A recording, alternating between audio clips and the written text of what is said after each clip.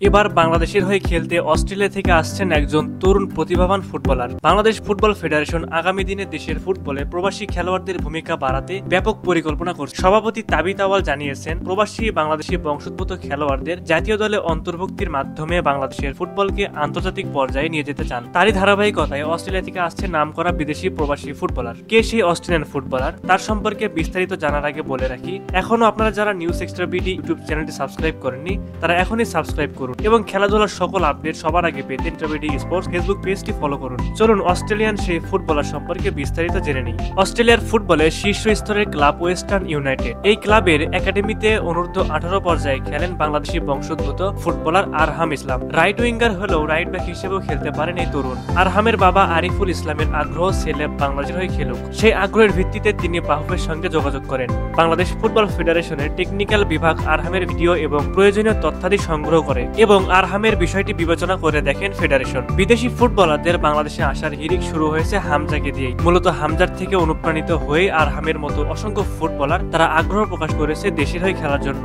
হামজা তো আর যেন তেন ফুটবলার নন, দক্ষিণ এশিয়ার সবচেয়ে দামি এবং বর্তমানে প্রিমিয়ার লিগে খেলা একমাত্র ফুটবলার যে আমাদের হামজা চৌধুরী। সুতরাং তাকে অনুসরণ করবে তরুণ ফুটবলাররা, এটাই স্বাভাবিক। আরহাম ইসলামদের মতো অনেক ফুটবলারই ছড়িয়ে ছিটিয়ে রয়েছে বিশ্বের বিভিন্ন প্রান্তে। সুতরাং তাদেরকে একসাথে জাতীয় দলে অন্তর্ভুক্তি করতে পারলে কতটা ভয়ঙ্কর হবে লাল সবুজ ফুটবল দল, একবার ভেবে দেখুন।